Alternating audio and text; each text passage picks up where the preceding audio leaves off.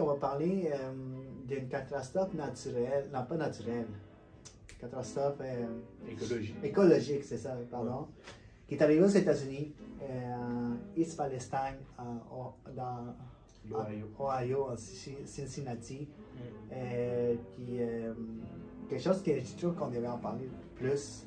Puis, ça fait déjà un mois que c'est arrivé, le 3 février, un train qui a déraillé dans East Palestine. Au début, j'étais comme East Palestine, c'est genre en Palestine. Je pensais que ça se passait en Palestine, mais après ça, genre, non, c'est aux États-Unis, en Ohio. Fait que c'est vraiment. East Palestine, c'est à 1 heure de Pittsburgh, genre la grande ville en Ohio. Ouais. Il y a un train qui a déraillé, le train de la compagnie Norfolk Southern, compagnie genre de chemin de fer, de train qui passe normalement par la ville d'East Palestine. Puis ces trains contenaient genre des produits chimiques, comme du vinyle de chloride, tout ce qui est vraiment très inflammable. C'est liquide, mais aussi gasseux, puis c'est vraiment toxique. Ça passe par la vie. Genre, le vinyle de chloride, ça peut être pour faire du plastique aussi. Genre, c'est parce que tu peux créer du plastique avec. Puis il y a 38 de 150 wagons qui ont déraillé. Il n'y a aucune victime, mais il y a 5 wagons qui contenaient genre vraiment des produits toxiques qui ont pris en feu. OK?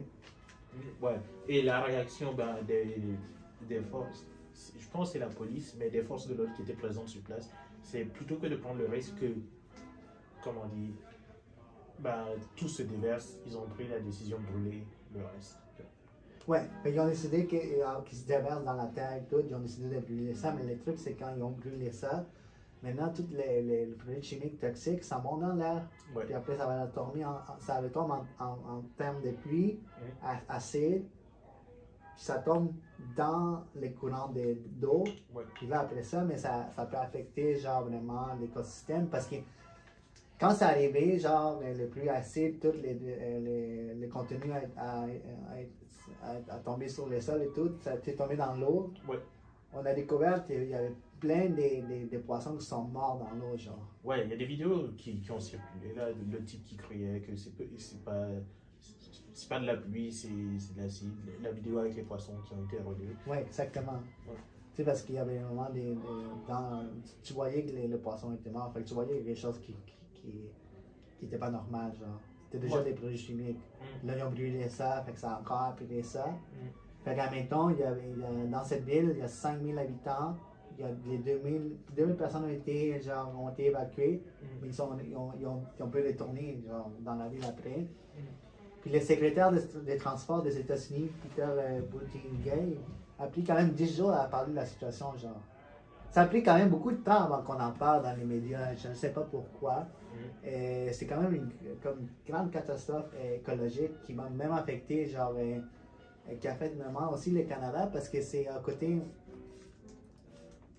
Au niveau du Canada, le dernier article que j'avais lu, c'était de CBC. Non.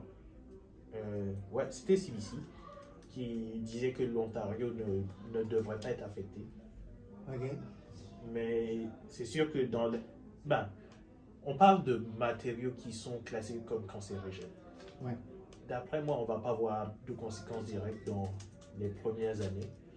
Mais dans 10 ans, 15 ans, on devrait avoir plus de données qui vont montrer l'ampleur de la situation.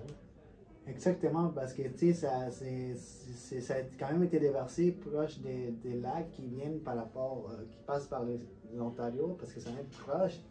Fait que au niveau de l'Ontario, tu as dit qu'il n'y a pas vraiment d'impact, mais c'est plus genre au niveau de la zone affectée, puis des environs, des gens qui habitent là, peut-être un peu plus loin, mais même peut-être ça presque un peu touché le Québec, mais on sait pas, on n'a pas encore ils n'ont pas encore testé et tout, mais c'est quand même loin, mais c'est quand même eu des impacts, genre ça a quand même été déversé un peu dans l'eau, puis l'eau c'est des trucs souvent dans les fleuves, dans les lacs, ça va venir, est-ce qu'en grande quantité, je sais pas, mais au niveau de la ville elle-même, c'est comme tu dis, c'est pas maintenant, mais des effets à long terme.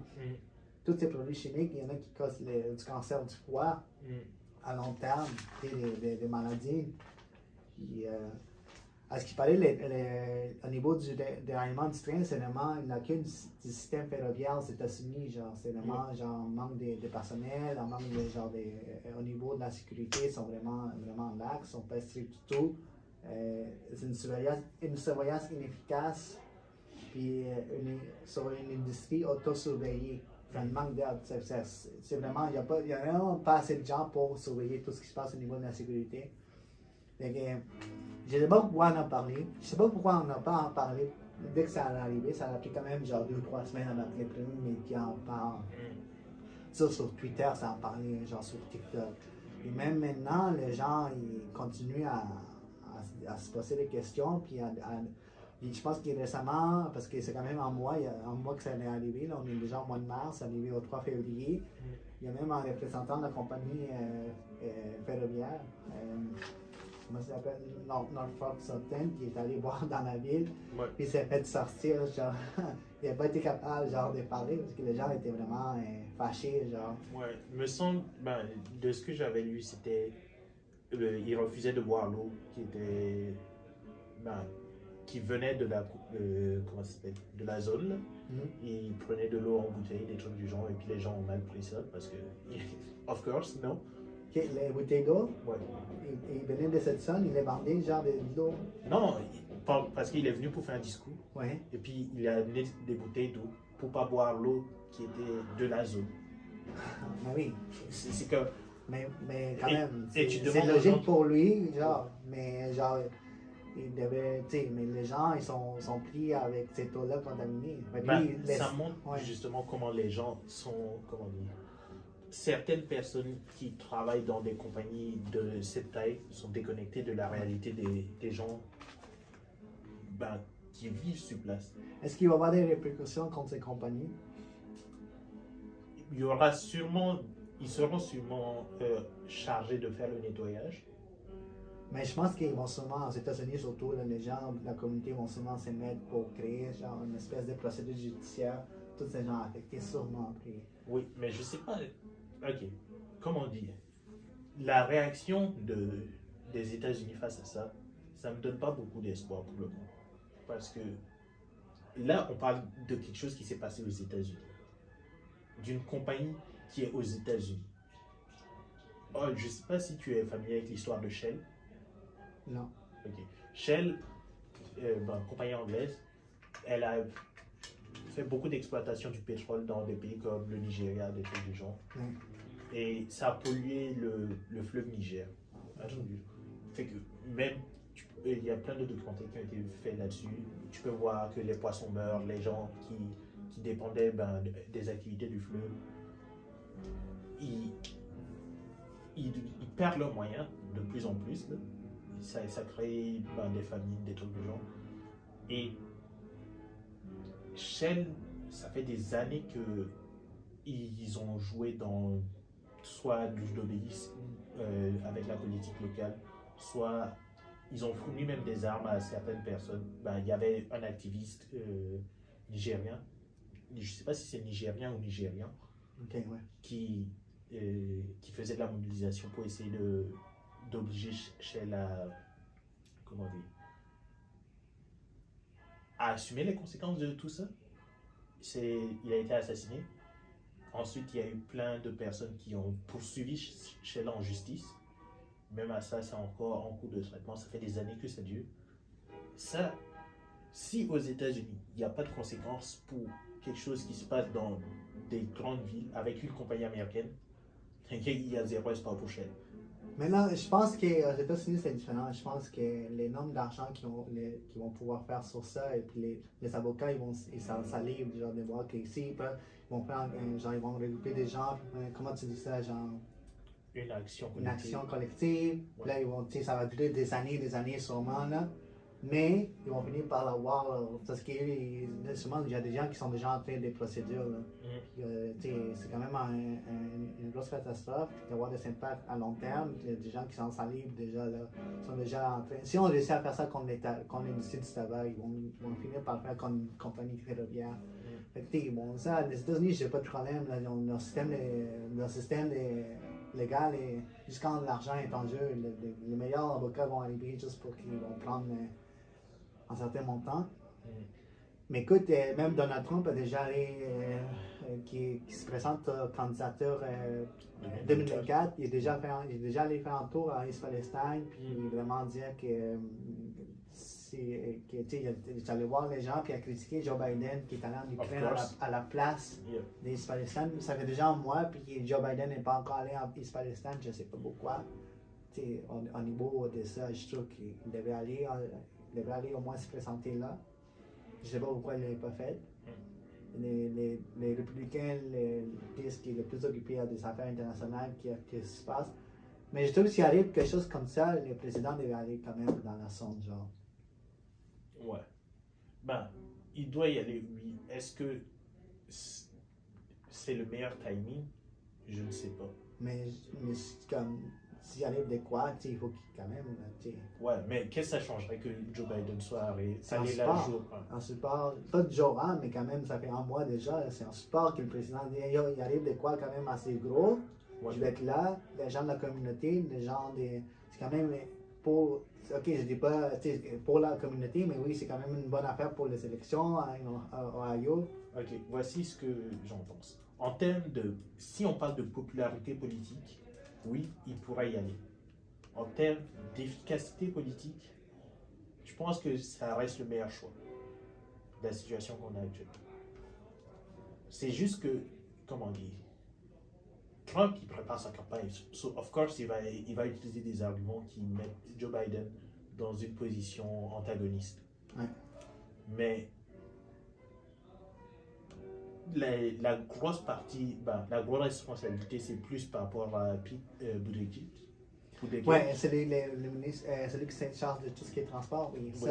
Ça aussi, qui a pris 10 jours avant de réagir. Là, je veux voir si Cincinnati est républicain, Ohio. Buttigieg, je pense que ça se prononce. Oh, mais Ohio is Ohio. Parce qu'en fait, là, c'est Ohio, là. Cincinnati, c'est une ville, c'est ça? Ouais. Ohio. Démocratique. Décider. Oh. Parce que ça dépend, les gars. Fait que c'est républicain, genre Ohio. Genre, Republican outnumber Democrats. Fait que c'est ce que se dit ici. Fait que c'est-à-dire que c'est genre vraiment c'est rouge. Fait que déjà c'est favorable aux républicains. Fait que Joe Biden, je pense que ça a été vraiment bien qu'il aille juste parce que c'est une bonne chose.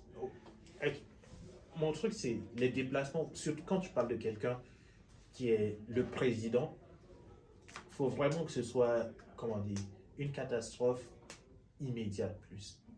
Genre, si les conséquences sont... Il n'y a pas eu de victime, il n'y a pas eu de mort. Là.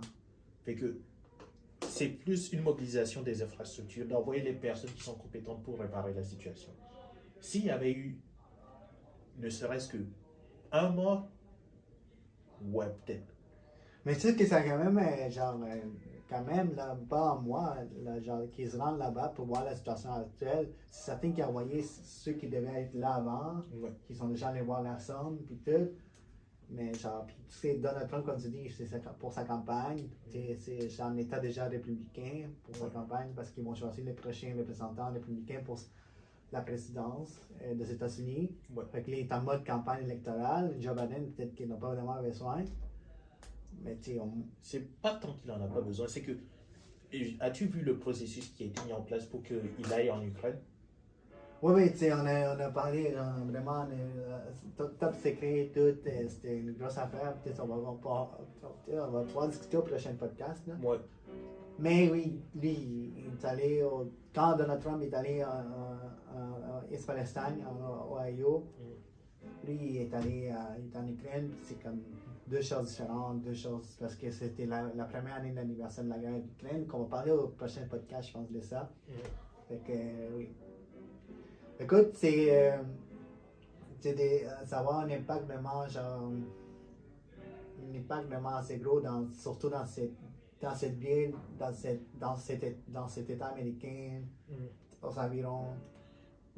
Ma position, c'est plus, ok, en termes de...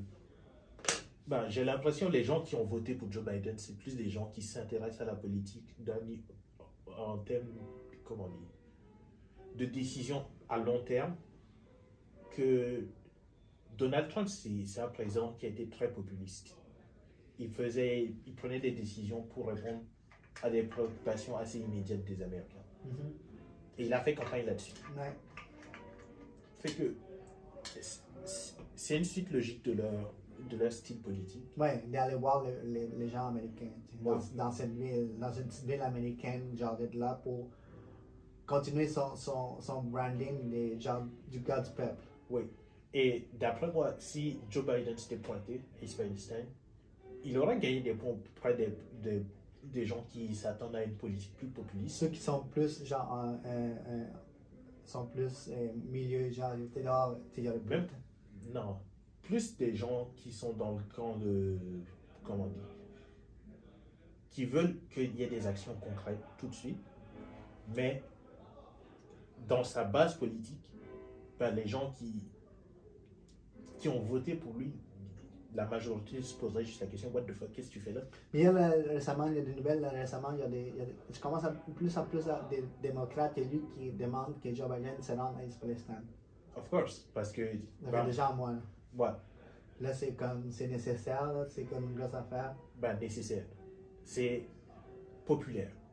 Ouais, c'est un sujet maintenant qu'on en parle depuis. Il y a même eu un deuxième déraillement de train, genre. Oui, oui. Ça continue, c'est une histoire qui est en développement.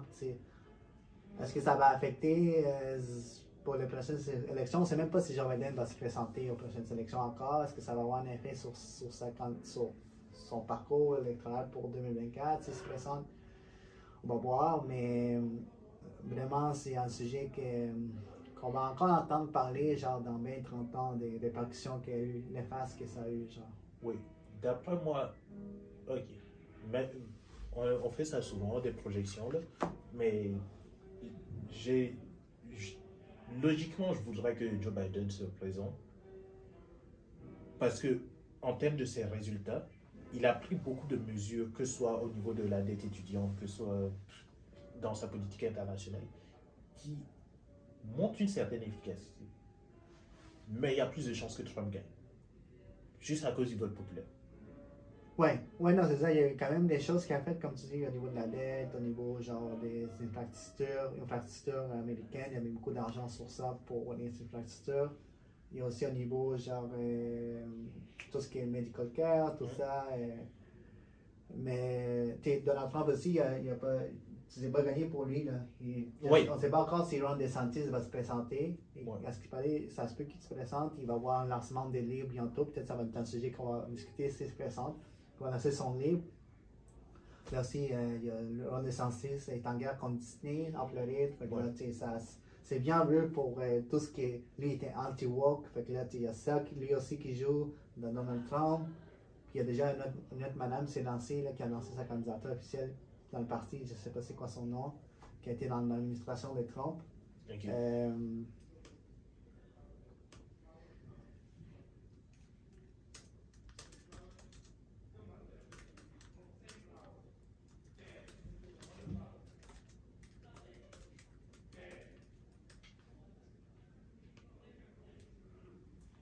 C'est quoi, c'est Nikki Haley. Non, je ne suis pas familier avec elle. Fait que ça, c'est genre le 5e. Là. Il commence à se présenter genre, au niveau du Parti républicain. Genre. Fait que, tu sais, ça, c'est des enjeux que Donald Trump va avoir avec, tu sais, Ron DeSantis s'il se présente, Joe Biden s'il se présente, tu sais, il va avoir, dépendamment qui gagne, si c'est Donald Trump. Puis comme tu dis, peut-être que Donald Trump va gagner au niveau du vote populaire et tout, il va peut-être vraiment gagner en 2024. Mais, on va voir qu'est-ce qui se passe à East Palestine. Est-ce que Joe Biden va se rendre? On va voir si c'est quelque chose qu'on va regarder dès que les nouvelles sortent.